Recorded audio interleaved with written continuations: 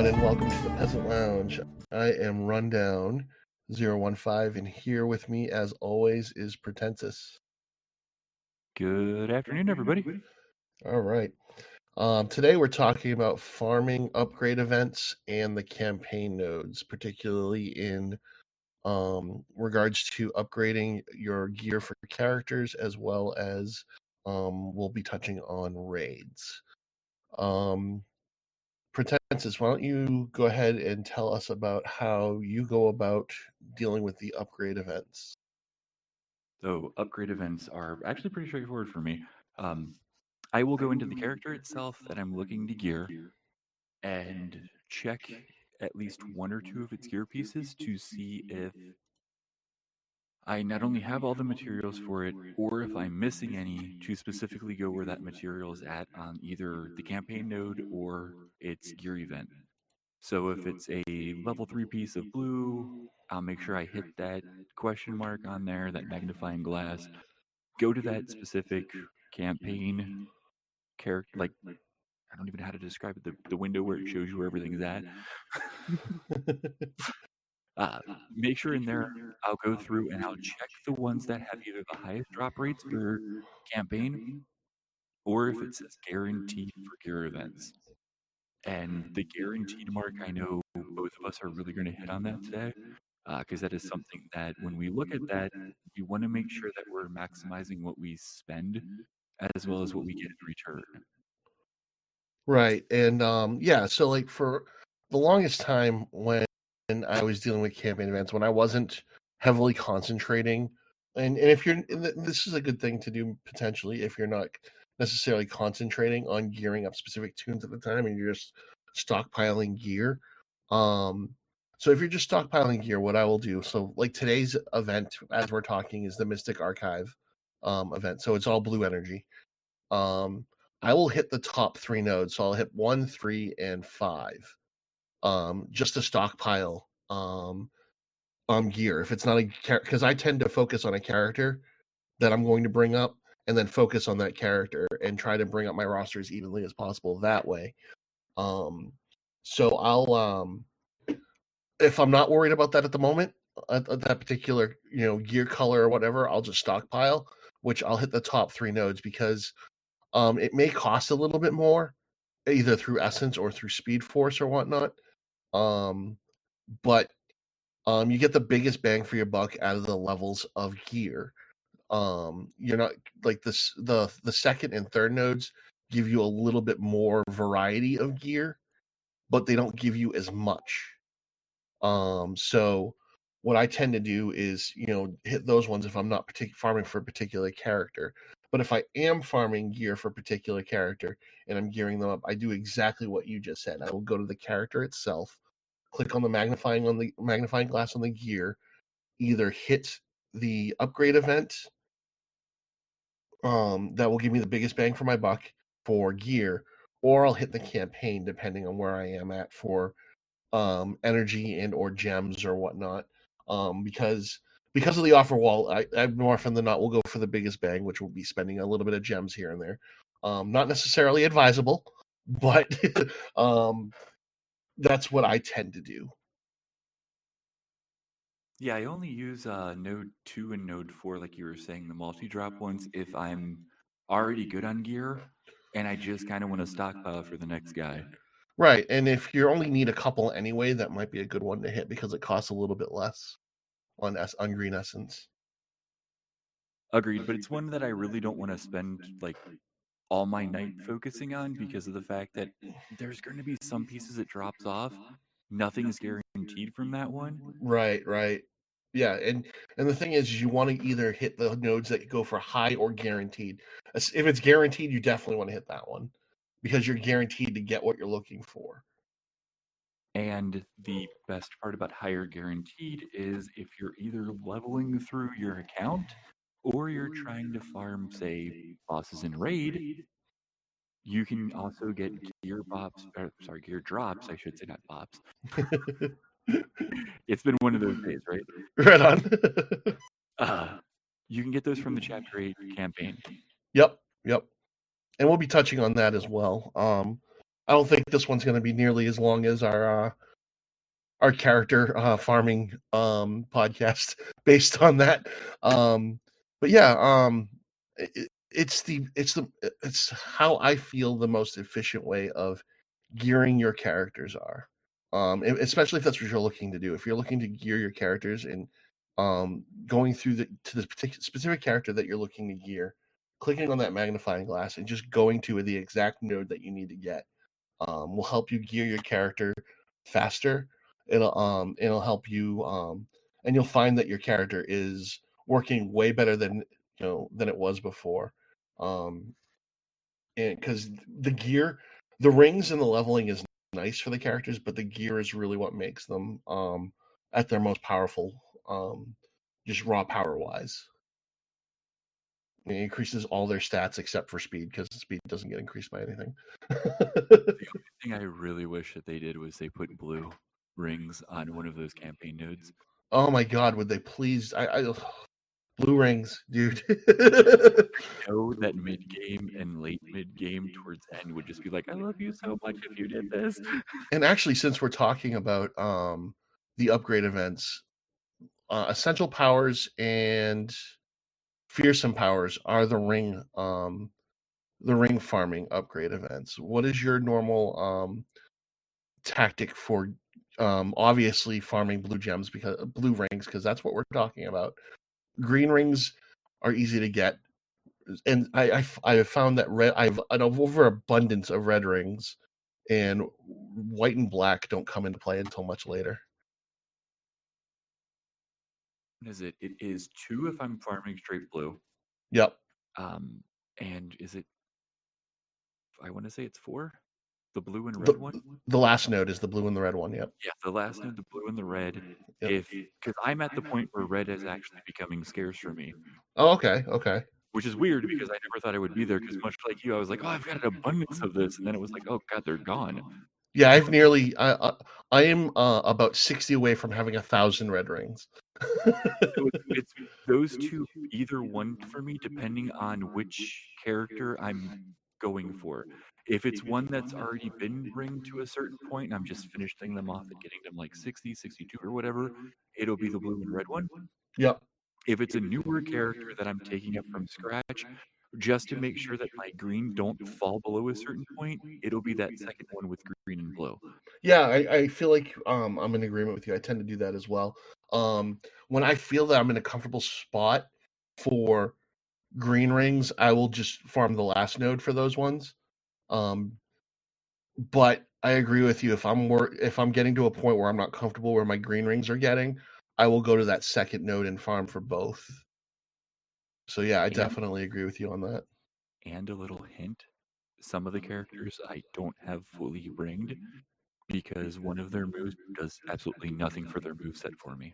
Well, right, yeah, that's the thing. Keep a lookout on what level ring, what that ring will give you level wise. Because if it's not a major, I mean, obviously, ring your characters. You want to get them ringed up as fast as you can. You want to try to have them ringed up to as most powerful as you can, because you'll get the most bang for your buck out of the powers.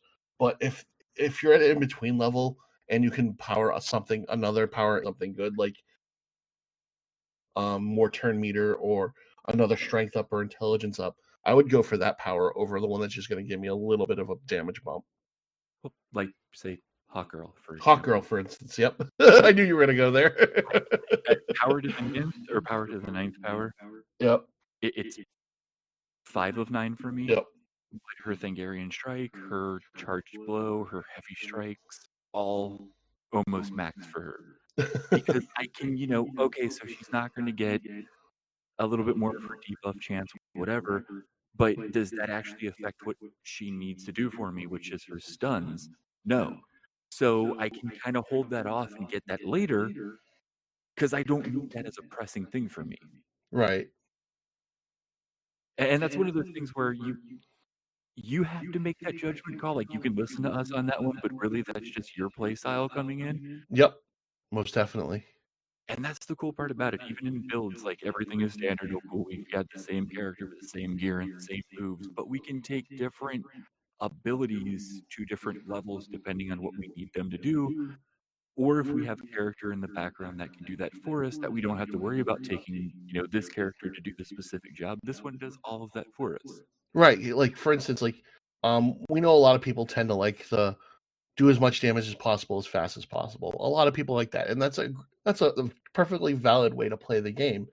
But for instance, like Protensis, you tend to favor the stun teams, from what I understand, correct? Because your Hawk Girl is Bay to you. Pretty much. For But me, oh, go ahead. No, go ahead. I was going to say, but that's just one of those things where I kind of fell into all right, so you bring your healers who need buffs to get healed under Lex, and I'll bring the stun team that just stops them from moving, and now your Lex really doesn't do anything. And the fight will take longer, but you're gonna beat them because they're stunned the entire time. Right. And the other funny part is I always love it when I go against a team with like an 8K powered Arcus and he's just stunned the entire fight. And it's like, oh, so he hits really hard, but it doesn't matter if he doesn't take a turn. Like he's gonna have neurological problems later in life because of the way you beat him up. Well, little pun here. We'll see him on Twitch twitching later. But no, and for me, I tend to favor the tanks, and especially the turn zero tanks, and the support characters. I love a character that can support a tank and keep them standing. Like Miss Martian to me, like Miss Martian to me is like Hawk Girl to you. I can't say how good Miss Martian is in this game for me now. And I used to be like, don't get me wrong, I will always and forever be a Saint Walker guy in this game. As soon as Saint Walker was introduced to this game, I was over the moon, and he's still probably, in my opinion, one of the best leaders in the game. Especially a blue leader, in my opinion. But Miss Martian can do a little bit of everything. She gives strength and intelligence up. So if you've got tanks that roll, anyone with special damage is getting a boost. Anyone with strength damage is getting a boost, and most tanks run off strength damage, so they're getting boosted. She purges debuffs, so your stun squad comes at someone, me with if I like a team that I might have built, but let's say I have Saint Walker and Miss Martian in, I'm getting rid of those debuffs so they can actually move. um, and then on top of that, she can do her own damage. So I mean, like, I love supporting tanks. You like stun squads, and then I know a great bulk of the game just like slap as hard as you can, as fast as you can. Well, and what's funny about slap as hard as you can, as fast as you can, when we talk about farming, we've got to bring up red alerts, right? Yep. Oh yeah, definitely. So when we talk about red alert teams, like my red alert team is support suit Lex. Yep. Mary, Shazam, Marvel, whichever one you want to call her. At the end, I will always call her Mary Marvel. Careful now, WB. Actually, not even WB, it's Marvel. Then you've got those two. Don't anger the mouse. A funny background to that, you've also got Star Sapphire and Miss Martian in that team. Yep. Because Mary goes before everybody because of her speed. Start with her 3, everybody's boost with speed ups, and suddenly that team can't be touched even in red alerts. Right. And for me, my red alert squad tends to be in, as much as I like tanks, I found that tank, because I have to use abilities to keep the tanking going and keep the taunt going. And because that doesn't necessarily carry over cooldown in the next fight, I'm not necessarily concentrating on taunting all the time in red alerts. I want to use basic attack as much as possible in red alerts and save the cooldown powers. So what I tend to do is I'll take characters that can get buffs just by doing their basics, and I will use Survival Suit Lex. I like using Flash with Survival Suit Lex for obvious reasons. And I'll use Arcus because of the strength ups, and Miss Martian. Again, every time they make a move, they're getting buffs. They're keeping the healing going. Miss Martian is probably the only one I will use her full rotation the entire red alerts, because you use her second, then you use her third, which brings down the cooldown of her second. So, um, so like for me, it's conserving the big powers for like the teams that are giving me I know are going to give me the most problems in red alerts, and then finding the squads that have the same affinity. Like I love hunting down red affinity tunes with that squad. If I find like three to four are reds, I will take that squad in and just erase that squad, get it off my red alerts, and then try to find another one that I can easily defeat. And obviously, I'll flip around as I need to, especially when I start losing a tune here and there because it still happens. But that's just adjusting on the fly. Well, that brings up a good point too. If you get a team to do everything, you don't need to switch out Yep. unless something major happens with RNG, which Lord knows happens all the time. Especially to us. Right. But at the same point, you're Only not when I'm like, streaming, though. oh God, RNG just loves it. Like, there's been random days where your 25 pointer is somebody you really want to go after, and every team is just overpowered. And good luck going through the 12 and figuring out which of the 12 you can actually get into. Right.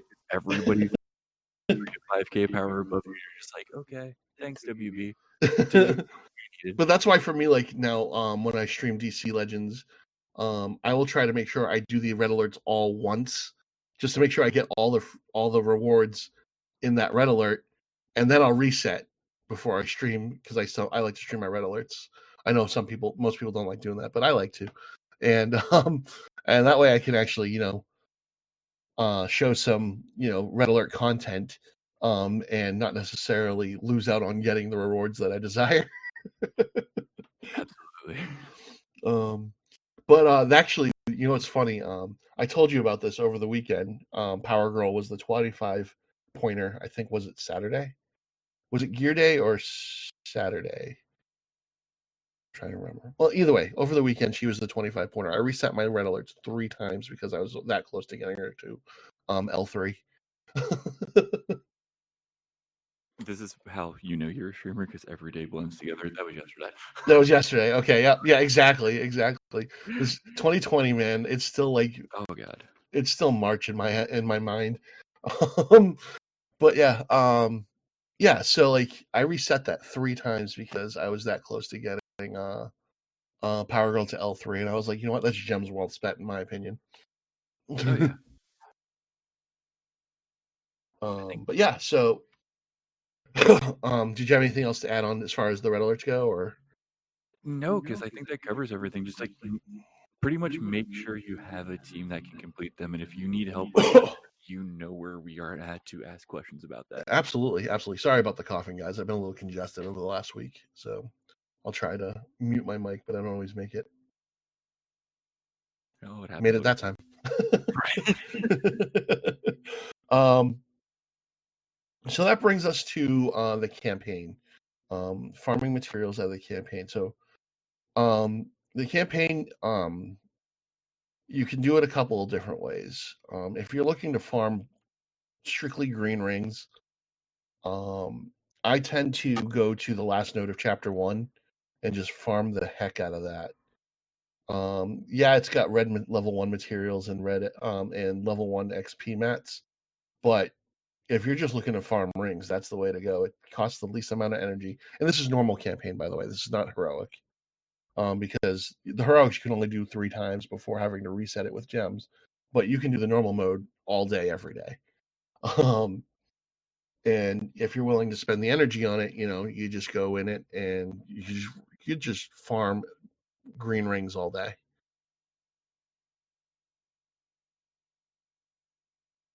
Now, what's funny with that is during raids, Mm-hmm. best advice ever. Yep.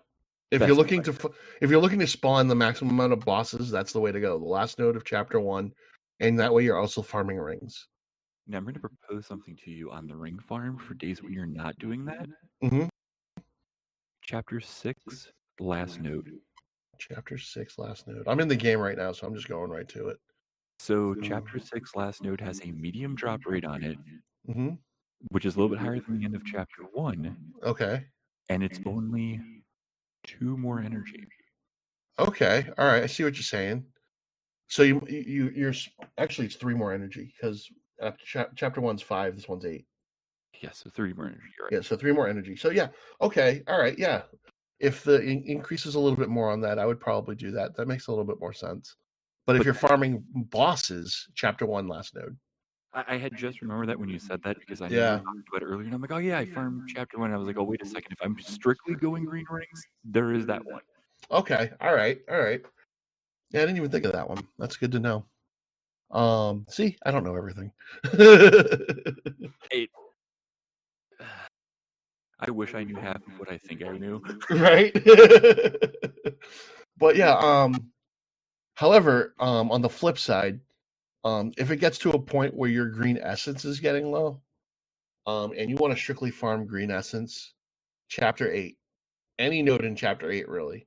But if you're also looking to farm green essence and rings, chapter 8 last node. Because you'll Yeah. get rings and you'll get the maximum amount of essence for the least amount of energy. And if you're doing this through raids and you're trying to get the specific pieces of gear on top of that and on top of I know with me being only like account level 75 or something like that, I'm constantly trying to get the account to 80. Yep. So that actually becomes a node that I farm even if I don't need the gear or the rings. I just do it Hmm. for green essence and the fact that, well, I'm trying to get bosses and I'm trying to level and I'm trying to do all of this at one time. That's going to be the one I focus on. Right. And I know when it comes to raids in particular, everyone wants to get top 500. I get it. That's where all the cool stuff, like that's the coolest prizes of the raid is top 500 and lower. However, I have, and I think Protensis, me and you have the similar mindset on this. Raids for me is not about the cash and prizes. Um, the quote unquote cash and prizes, because there's not real cash involved, obviously, as far as prizes go. For me, it's about the milestones. It's about farming the milestones and getting resources. Getting the resources that those milestones offer is fantastic. Um, it's a great way to level characters during raids, a great way to gear them during raids. So for me, raids are all about the milestones, and I think me and you are in the same boat as far as that goes. The last 2 months was pretty much luck getting the skin, Yep. at Yep. least for me. I don't advise anybody in the position of not being able to MVP bosses on day and 3-4 push for the skin like I did. Yep. And even with pushing for the skin, it was like, well, hell, if I don't get it, I mean, I've at least hit like milestone 50 something. Right. I hit I've the done highest everything milestone I I wanted could. to. Say that again. I'm sorry. I cut you off. Oh, no, no, I was going to say I did everything I wanted to by getting that high on the milestones. Like those rewards were well worth busting ass for 3 days on or 4 days Right. on. Right. And me and Pretensis tend to buy the raid packs so that way we can farm the milestones. I'm not saying you have to buy all the raid packs. I'm not saying you should buy all the raid packs. Obviously do what's comfortable for you. But for me, in my opinion, if you are a mid game and lower player, milestones are where it's at. The first 2 days of raids, you go ballistic. Get as many bosses as you can, farm as many milestones as you can, hit them. If you can't defeat them, make sure you MVP them and then share them. Um, because you get the maximum amount of points that way, especially if you get the higher end bosses. Um, and if you can MVP them, all the better because you get the maximum amount of points, and then you're climbing the milestones. Now I'm at the tail end of mid game. Some would even say I'm at the beginning of end game. I won't consider myself an end game player until I can complete all the milestones. I'm getting close. I hit milestone 68 last raid, but I think that's also because this last raid seemed to be a little bit less in the pushing department. People didn't push as hard, I don't think. But MVPing the bosses are where it's at. Um, and getting the gear, getting the milestones, getting the resources, getting the green essence, getting um the shards as rewards that are in the milestones. That's where it's at. Um, and then when you find yourself easily MVPing the higher end bosses on the first 2 days, the next raid you might want to consider not pushing until the third day. But we're a mid game to beginner podcast. The first 2 days of raid is where you do the most work for alliance bosses and for solo bosses, because you can MVP them, you can build up your raid energy on both sides, whether it's alliance bosses or or solo bosses, and you can do some serious work on the first 2 days. And you actually feel like you're helping your team out. So, say I am able to solo every boss on day 1 and day 2, except for like the super high ends that sometimes spawn. The 110s? Yeah, like Yeah. it, and those are too far in between that it's like I don't even really want to mention them because they don't kind of count for us You anyway. hit it and quit them. For the Yeah. beginning and mid tier players, hit them and quit them. Send one character in to sacrifice them to the WB gods. Let it get taken out and then share it, because you still get a lot of points for that. So if I'm struggling to kill a boss at one point or one energy spent, right? What I need to remember is spend 2. Yeah, Make sure I absolutely. get the kill because on MVP I get 1 of the 2 energy back, so I've only spent 1 to begin with. Yep, absolutely. If you look Um, at things from that perspective, you can start really looking at the bosses and going, okay, so I can get a boss kill for 2 energy, get 1 back. So if I spend 60 energy, I get 30 back. I've only really spent 30 energy to get all of these milestones. yep.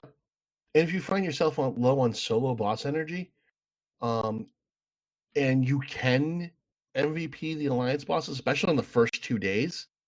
On the first 2 days, as long as the bigger folks in your alliance are not bogarting the bosses, which can happen, but because some alliances have minimums, they want to make sure they're at the minimums and then concentrate on the solo bosses. But you just got to find that sweet spot of when the bosses are being hit less. And as a beginner slash mid gamer, if you can keep hitting those bosses and getting MVP, you get solo energy out of it. Also, one thing that I did with that was I actually asked my alliance to spare me some of those bosses Yep. because knowing I'm going to fall off day 2 and day 3, or I'm sorry, day 3 and day 4, it was like, let me get as much as I can in day 1 and day 2 so I actually feel like I'm contributing to you guys. Yeah, communicate with your alliance. Absolutely, I condone that. Absolutely. And it was one of those things where they were like, well, what do you mean you don't do much on day 1 and day, or I'm sorry, day 3 and day 4? And I'm like, well, on day 1 I can MVP. So unless you guys need the solo energy, I kind of really want that because day 3 and day 4 for me is just constantly burning through solo energy to get as many milestones from the 150s that I can go in, die, and come back out of. And then And share them with you guys to get the MVP and the win. right, and it's one of those things where it's like I know I can't do anything with them, but they fill up milestone bars so fast for me Yep. that it's almost really not worth it for me to jump into an alliance boss on day 3 and day 4, put up like 2 to 3 million damage, and miss all those solo bosses to improve the roster. Yep. Yep. Because in this sense, the stronger I get, the stronger the alliance gets. Means on day 3 and day 4, I can start actually contributing to that. Right. And once you hit day 3 and day 4 in raids as a beginner and mid tier player, you see the 110s, you see the 130s and the 150 bosses. You just send somebody to be sacrificed to the WB gods and then share it. Say R3 Gear 1 Red Robin for me. Yep. There you go. Yep. And you spend one energy, you send them in, they get one shotted, you share it, you move on. So yeah, I think that pretty much wraps up as far as what I think, what we think is the best way to go for farming the upgrade events, the red alerts as far as attacking them goes and stuff like that, and how to best deal with that stuff. Look for the teams that have the um, one affinity out of them, then just hit them as hard as you can. And then farming the campaign for rings or green essence. Um, the biggest takeaway from this, I think, is find the way to do it to get the biggest bang for the least amount of energy that you're putting into it. You save on energy, you farm more resources, you level your tunes and gear them faster.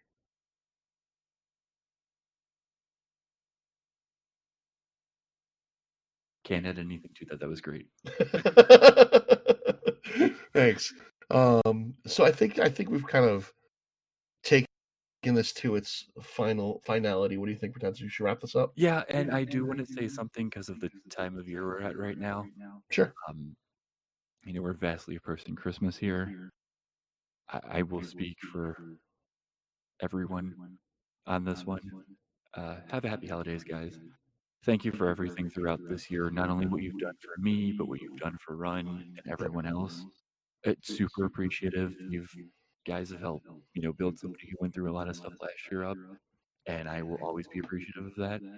I just really wanted to say that. So Merry Christmas, Happy Holidays, guys. Whatever you celebrate, enjoy yourself, enjoy family, enjoy friends. Stay safe. And enjoy the time off from raid because there's no raid in December. Rest up uh, because January is going to be there. yeah, absolutely. Merry Christmas, Happy Holidays, whatever you happen to celebrate. Um, are we doing one more before the new year, or is this the last one? Hopefully, we can get one more in. All right, It'll we'll just yeah, we'll depend try to on squeeze one more in. yeah, it'll depend on your schedule, my schedule, what comes up, because you know how life loves to throw curveballs at everybody. Right on, right on. Yeah, so we'll try to fit one more in. I think we had one planned for going over um the new characters and some of the rework stuff, but I know a lot of people are already covering a lot of that. But if but I know there's been some call for the mid game level to be covered on that, so we might be looking to do that before the year's out. Um, but I mirror Pretensis's sentiment. Um, so happy holidays, enjoy your time with your families. Self care because 2020 has been a nard kick, as it were. Um, and be safe, have fun, and all will be well.